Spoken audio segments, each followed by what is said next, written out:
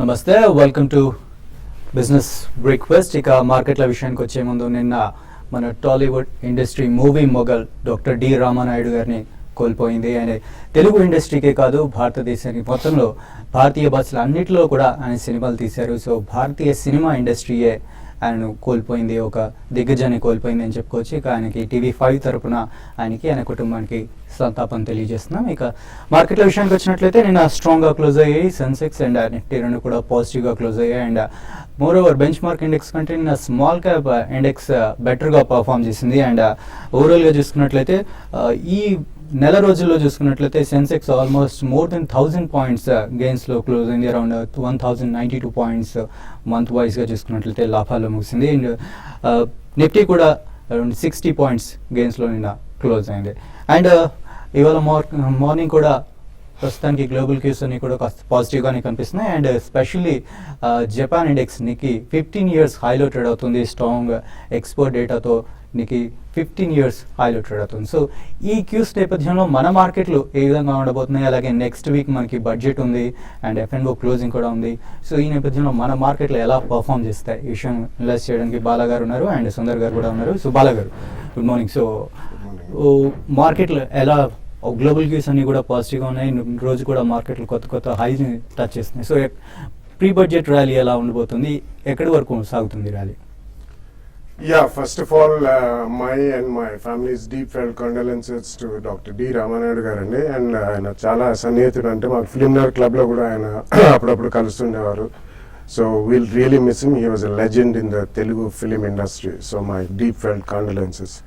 So market విషయానికి వస్తే markets are extremely strong అండి. The bulls have an upper hand. ఎందుకంటే లాస్ట్ 3 to 5 ట్రేడింగ్ సెషన్స్లో కూడా మనం స్వల్పంగా వీక్నెస్ ఇంట్రాడే చూసినా కానీ at the end of the session definitely value based buying అనేది చాలా స్ట్రాంగ్ ఎమర్జ్ అవుతుంది. Especially mid and small cap స్టాక్స్లో ఎక్స్ట్రీమ్లీ స్ట్రాంగ్ బయింగ్ నడుస్తుంది. సో ఇతరత్ర మనకి ఫ్రంట్ లైన్ స్టాక్స్లో నిన్న cement has lead the rally అని చెప్పుకోవచ్చు అండి. ఎందుకంటే ACC, అంబుజా అండ్ హోల్స్మ్ ఇవన్నీ కూడా they are going to become a joint in the cement industry in India.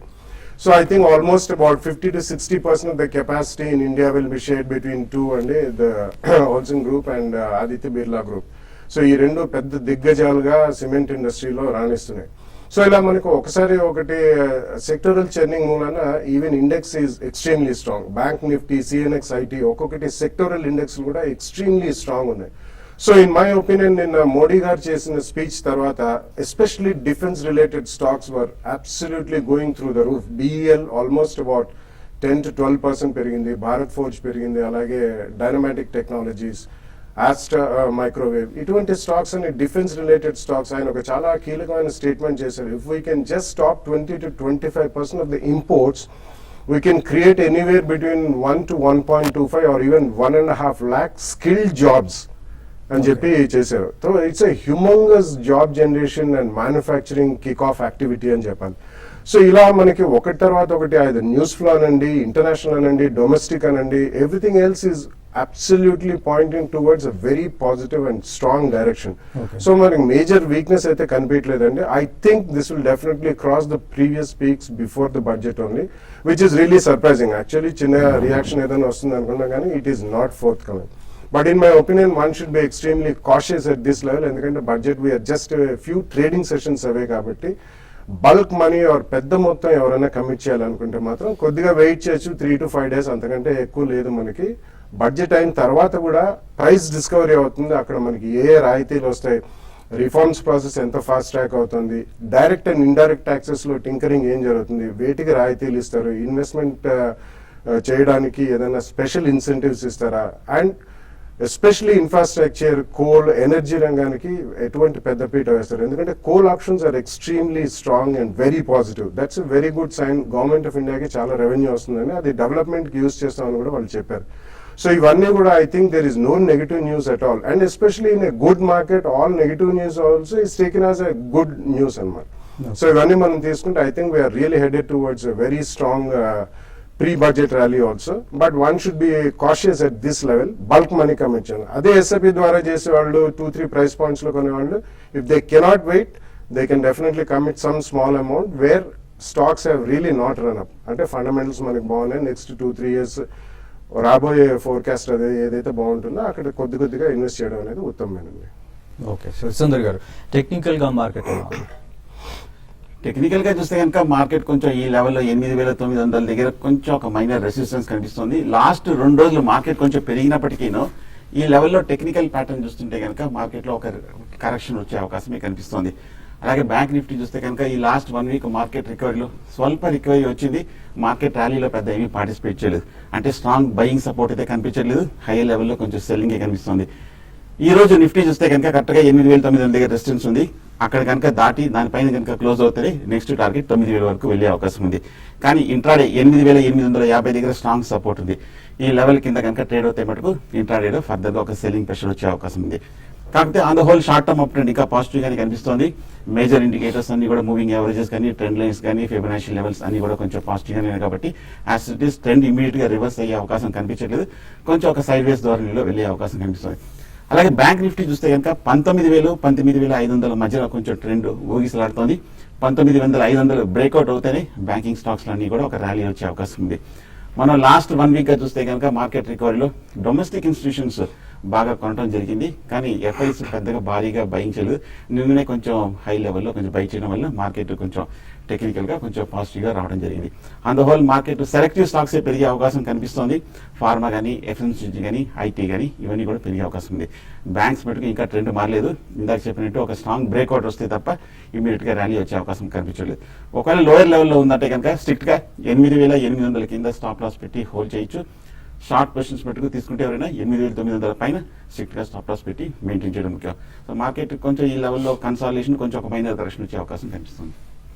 Right, next ఇక కాలర్స్ వెయిట్ చేస్తున్నారు. మన ఫస్ట్ కాలర్ శ్రీకాకుళం నుంచి రాజు గారు లైన్ లో ఉన్నారు. హలో హలో సార్, చెప్పండి రాజు గారు. సార్ ఇప్పుడు ఈ రేట్లో ప్రైమ్ ఫోకస్ లాంగ్ రన్ కొనొచ్చా? నెక్స్ట్ పాట్రానిక్స్ సుజులను ఉన్నాయి, అవి అట్లా ఏం చేయాలి? Okay, Prime Focus Suzlon. Yeah, Prime Focus if you have a 2-3 year view కొనొచ్చండి. ఎందుకంటే మన వాళ్ళ యూకే ఆపరేషన్స్ ఒకటే కొద్దిగా ఆశాజనకంగా లేవు. ఇతరత్ర వేరే బిజినెస్ బాగానే ఉన్నారు. But you should have a very long term view అండి. అట్లీస్ట్ 2 to 3 years వ్యూ ఉంటే I think you should buy it over the next 6 to 12 months as SIP or 2-3 price points with 10 to 15% correction కొనండి. సుజలాన్ మీరు అడిగారు, recently అది management చేయి మారింది. దిలీప్ సాంఘ్వి గారు of Sun Pharma has taken over majority stake. అది even open offer kick off అవుతుందని కూడా వార్తలు వస్తున్నాయి. కాబట్టి కరెంట్లీ మీరు ఉంటే మాత్రం హోల్డ్ చేయమని చెప్తానండి. బట్ మేబీ అరౌండ్ 30 to 35 జోన్కి వస్తే మాత్రం కొద్దిగా ప్రాఫిట్స్ బుక్ చేయండి. ఎందుకంటే వాడు ఎంత స్ట్రాంగ్ ప్రమోటర్ తీసుకున్నా కానీ రివైవల్కి కొద్దిగా టైం పడుతుంది. బట్ సబ్స్టాన్షియల్ ప్రాఫిట్స్లో ఉంటే మాత్రం తప్పకుండా కొద్దిగా ప్రాఫిట్స్ బుక్ చేయమని చెప్తాను. నెక్స్ట్ ప్రకాశం జిల్లా నుంచి ఆంజనేయులు గారు ఉన్నారు. హలో, నమస్కారం అండి, నా పేరు అనిలు. చెప్పండి. నేను హెచ్బిఎల్ పవర్ సిస్టమ్ గురించి తెలుసుకోవాలనుకుంటున్నాను. 18 రూపాయల్లో నేను బై చేస్తున్నాను. అది ఈ రేట్ లో ప్రాఫిట్ బుక్ చేసుకోవచ్చా, లేకపోతే 2 years వరకు ఆగచ్చా? ఓకే, హెచ్బిఎల్ ఈ ర్యాలీలో చూస్తే కనుక మనం 10 రూపాయల నుంచి కంటిన్యూస్ గా పెరుగుతూ వచ్చింది. లాస్ట్ 1 month మార్కెట్ రియాక్షన్ లో కానీ మార్కెట్ కన్సాలిడేషన్ లో కానీ పెద్ద ఏమీ వీక్నెస్ కనిపించలేదు.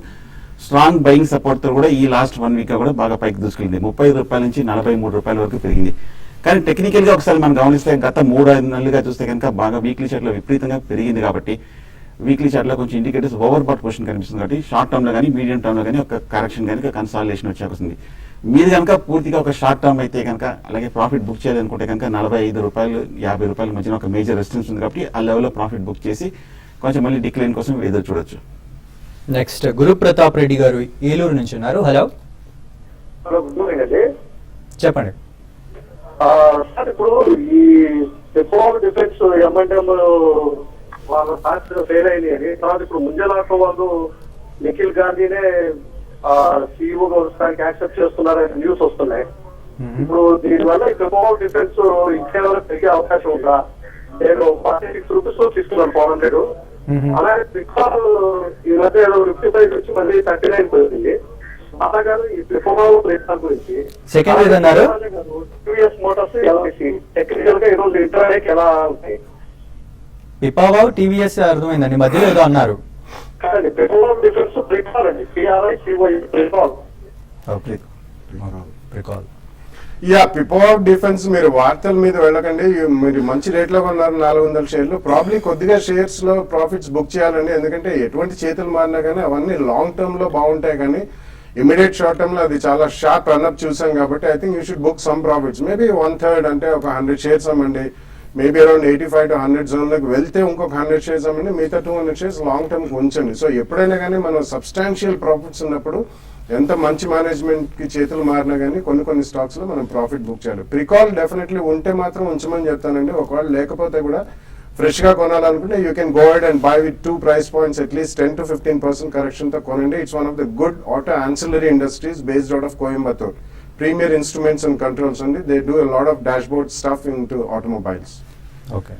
అలాగే టీవీఎస్ మోటార్స్ ఎల్ఎన్టీ రెండు టెక్నికల్ గా ఎలా ఉందని అడిగారు. మనం ఈ షార్ట్ టర్మ్ లో గత నెల రోజులుగా చూస్తే కనుక టీవీఎస్ మోటార్స్ 230 రూపాయల నుంచి 330 రూపాయలకు 100 రూపాయలు పెరిగింది. మోర్ దెన్ 50% అప్రిసియేషన్ కూడా రావడం జరిగింది.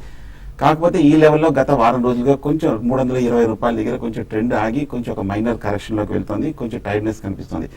నా ఉద్దేశం ప్రస్తుతానికి అయితే వెయిట్ చేయండి. ఏమైనా కొంచెం డిప్ వచ్చింది కనుక డెఫినెట్ గా టీవీఎస్ మోటార్స్ బై చేయొచ్చు. అలాగే ఎల్ఎన్టీ కూడా మనం చూసాము షార్ట్ టర్మ్ లో ఈ మధ్య కొంచెం 1500 రూపాయల నుంచి 1800 రూపాయల వరకు బాగా పెరిగి, అలాగే లాస్ట్ 1 వీక్ కూడా మంచి కరెక్షన్ చూసాం. అంటే హై లెవెల్లో కొంచెం సెల్లింగ్ ప్రెషర్ వస్తుంది. 1750 రూపాయల దగ్గర గట్టి ఎదుర్కొంటుంది కాబట్టి రెసిస్టెన్స్. ఈ లెవెల్లో కూడా స్టాక్ లో కొంచెం ఒక మైనర్ కన్సాలిడేషన్ వెళ్ళే అవకాశం ఉంది. నా ఉద్దేశం ఒక చిన్న డిప్ కోసం వస్తే కనుక డెఫినెట్ గా బై చేయొచ్చు. ఎల్ఎన్టీ ఒక 2 బై ఆన్ డిక్లైన్స్ అండి. ఓకే, ఇక్కడ షార్ట్ బ్రేక్ తీసుకుందాం. బ్రేక్ తర్వాత మరిన్ని కాల్స్ అండ్ మెయిల్స్ చూద్దాం.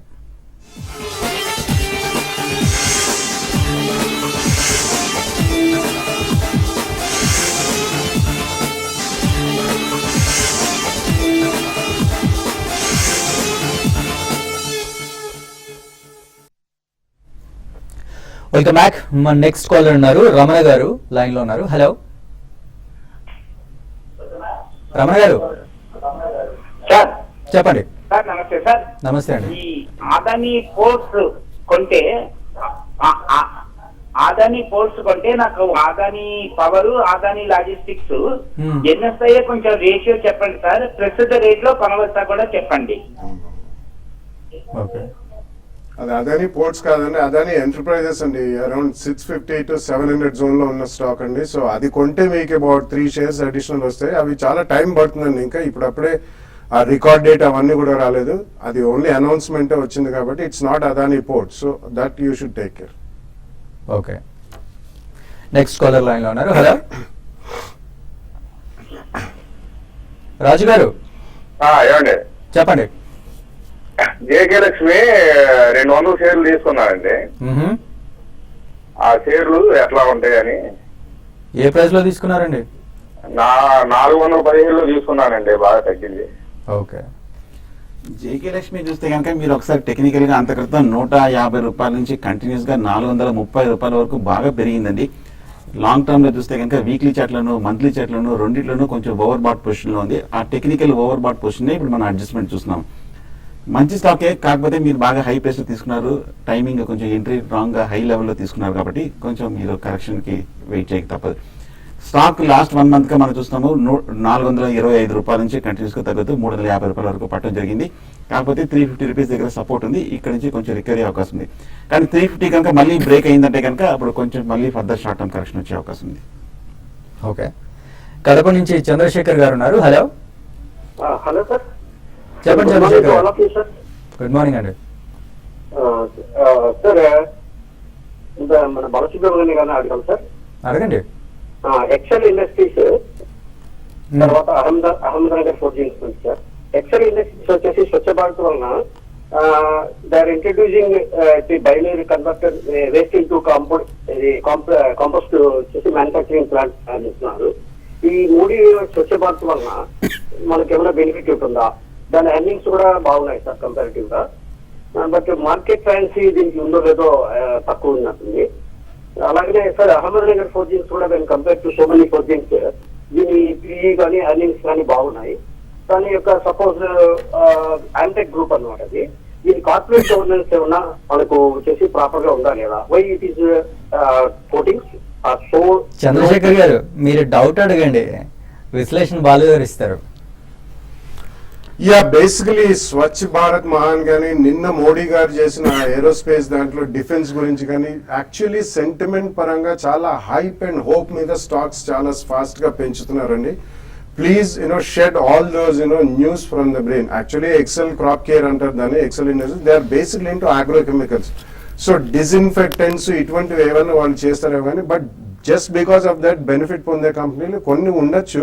బట్ అవన్నీ కూడా if they have to really turn out into reality అది 1, 2, 3 years అవుతాయండి. డిఫెన్స్ లో యూజువల్లీ ఏదైనా కాంట్రాక్ట్ మెటీరియలైజ్ వచ్చి అది వాళ్ళు కమర్షియలైజ్ చేయడానికి మినిమం 2 to 3 years పడుతుంది. Some times it can even take 5 years. So అవన్నీ పక్కన పెట్టి దే ఆర్ డీసెంట్ కంపెనీస్ కాబట్టి you can hold on. Ahmednagar forging మీరే అన్నారు ఆమ్టెక్ ఆటో అని. Ya definitely it's Amtek group company. గతంలో చాలా సార్లు రూమర్స్ వచ్చాయండి అవన్నీ కన్సాలిడేట్ చేస్తారని. Amtek group has got a large debt burden. Ahmednagar forging per se as a కంపెనీకి అంత లేకపోయినా కానీ, సో ఇతరత్ర compare to RK forging, MM forging, Bharat Forge ఇవన్నీ they are doing extremely well except Amtek group. అందుకని మీకే the answer is in your question itself. So in my opinion Ahmednagar forging ఉంచండి.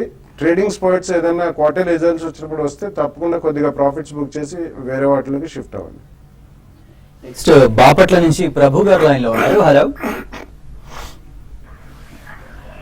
Hello sir. చెప్పండి. Hello sir. అడగండి, వినిపిస్తోంది. Hindu copper ఒకటి, sorry, Hindustan Copper okay.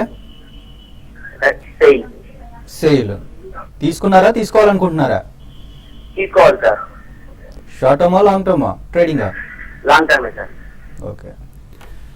Hind copper చూస్తే కనుక మనం గత 6 నెలలుగా కంటిన్యూస్ గా పట్టడం చూసాము. అంత క్రితం 120 రూపాయలు హైట్ వచ్చేసి మనం జూలై నుంచి తగ్గుతూ కరెక్ట్గా 80 రూపాయలు 70 రూపాయల వరకు పట్టడం జరిగింది. టెక్నికల్ గా ఇప్పటికీ కొంచెం పెద్ద పాజిటివ్ ధోరణి కనిపించలేదు. ఒక కన్సాలిడేషన్ జరుగుతుంది, కరెక్షన్ ఆగింది తప్ప కానీ అప్వర్డ్ బ్రేక్అవుట్ వచ్చి ట్రెండ్ ఇంకా పూర్తిగా మారలేదు. ఓకే, ఈ లెవెల్లో ఒక ఫస్ట్ బయింగ్ పాయింట్ గా పెట్టి కొంచెం కాషియస్ గా బై చేయొచ్చు. ఏమైనా కొంచెం పాజిటివ్ న్యూస్ వచ్చిందంటే కనుక ఇక్కడ నుంచి పెరిగే అవకాశం కనిపిస్తుంది. అలాగే సేల్ కూడా మనం చూసాము, కంటిన్యూస్ గా తగ్గుతూ వచ్చింది. ఈ షార్ట్ టర్మ్ లోనే 90 రూపాయల నుంచి మనం 70 రూపాయల వరకు పట్టడం జరిగింది. కాకపోతే 70 రూపాయల దగ్గర మన లాంగ్ టర్మ్ సపోర్ట్ ఉంది. కరెక్ట్ గా 2 స్టాక్స్ కూడా లాంగ్ టర్మ్ సపోర్ట్ దగ్గర ఉంది కాబట్టి ఇక్కడ నుంచి ఒక రిలీఫ్ ర్యాలీ వచ్చే అవకాశం ఉంది. ఇది ఒక ఫస్ట్ పాయింట్ పెట్టి బై చేయొచ్చు. ఓకే, ఇక మెయిల్ చూసే ముందు లాస్ట్ కాల్ తీసుకుందాం. కడప నుంచి రెడ్డయ్య గారు లైన్ లో ఉన్నారు. హలో హలో చెప్పండి. సార్, హెచ్డిఏలో ఈ granules auto industry.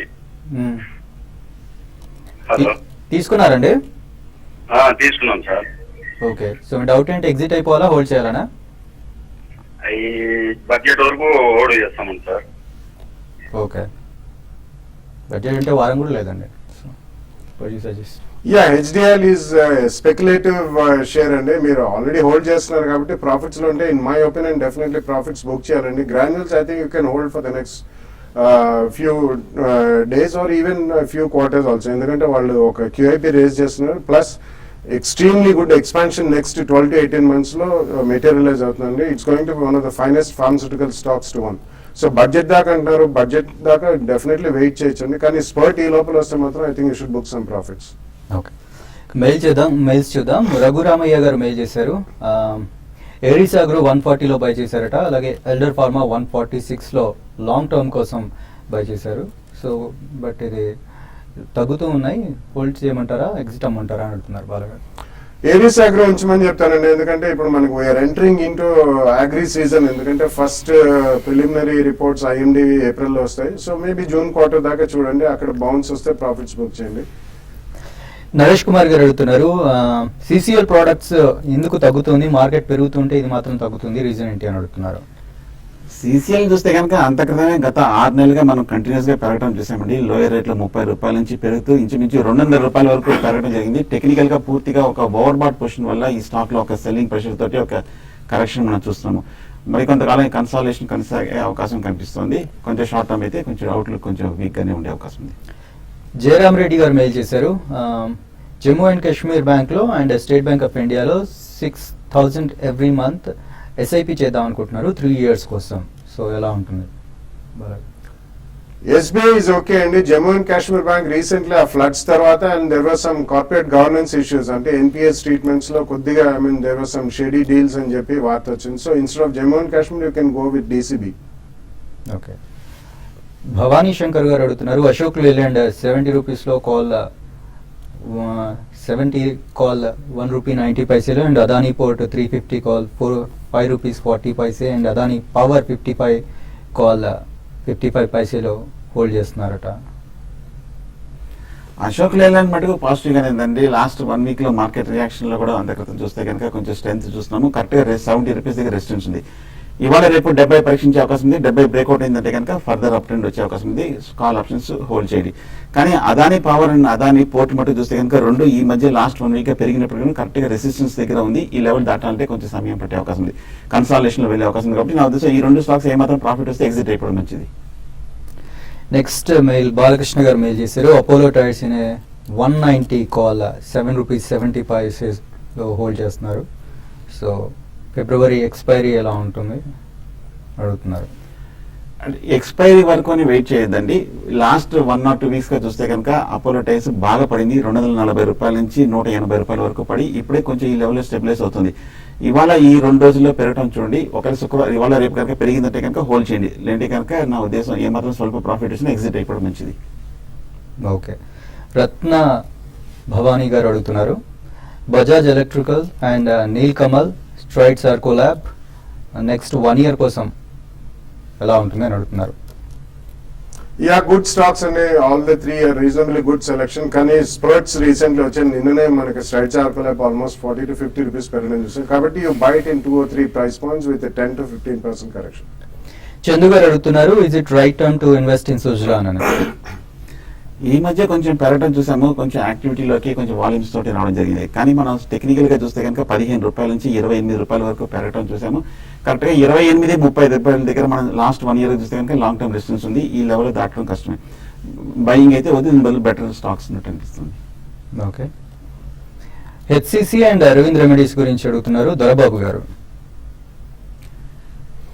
Yeah, I think రెండు కూడా రన్ అప్ అయిన స్టాక్స్ అండి. I think you should be cautious if you want to buy fresh. ఒకవేళ ఉంటే మాత్రం ప్రాఫిట్స్ ఉంటే తప్పకుండా అట్లీస్ట్ 1/3 or 50% ప్రాఫిట్స్ బుక్ చేయమని చెప్పి. ఓకే. నెక్స్ట్ భాస్కర్ గారు అడుగుతున్నారు. స్కిల్ ఇన్ఫ్రాస్ట్రక్చర్ లాంగ్ టర్మ్ కోసం ఎలా ఉంటుంది అని అడుగుతున్నారు. స్కిల్ టెక్నికల్ గా చూస్తే కనుక మనం ఈ మధ్య 80 రూపాయల నుంచి కంటిన్యూస్ గా 22 రూపాయల వరకు పడి ఈ లాస్ట్ 1 వీక్ గా కొంచెం స్పెక్యులేషన్ బాగా జరుగుతుంటుంది. అప్పర్ ఫీజ్ కూడా చాలా వచ్చాయి. నా ఉద్దేశం ఈ స్టాక్స్ కొంచెం న్యూస్ కూడా ఒకసారి ట్రాక్ చేయండి. బట్ టెక్నికల్ గా మటుకు అవాయిడ్ చేయడం మంచిది. సో సుందర్ గారు ఇవాళ మార్కెట్ ఓపెనింగ్ ఎలా ఉండే ఛాన్స్? ఓపెనింగ్ ఫ్లాట్ గానే అవకాశం ఉంది. నిన్న టెస్ట్ చేసినట్టు 88,900 ఒకసారి పరీక్షించే అవకాశం ఉంది. 8900 పైన కనుక నిలబడిందంటే కనుక కొంచెం ఇవాళకి రేపటికి సేఫ్. అలా కాకుండా ఇవాళ కనుక 8900 బ్రేక్ అవ్వలేదంటే బట్టి ఒక మైనర్ కరెక్షన్ వచ్చే అవకాశం ఉంది. ఏదైనా కొంచెం ఫ్యూచర్స్ లో కనుక లాంగ్ పొజిషన్ ఉందంటే కనుక నా ఉద్దేశం ప్రాఫిట్ బుక్ చేయడం మంచిది. హైయర్ లెవెల్ లో చూసి కనుక 8900, 9,000 దగ్గర చాలా రెసిస్టెన్స్ ఉన్నాయి. ఏదైనా సరే ఫ్యూచర్స్ లో కనుక లాంగ్ పొజిషన్ ఉంటే 8800 కింద కూడా స్టాప్ లాస్ పెట్టచ్చు. Okay, right. Thank you Sundar గారు, థ్యాంక్ యూ బాలా గారు. ప్రస్తుతానికి SGX నిఫ్టీ 11 పాయింట్స్ పాజిటివ్గా ట్రేడ్ అవుతుంది. ఇది వాళ్ళ బిజినెస్ బ్రేక్ఫాస్ట్.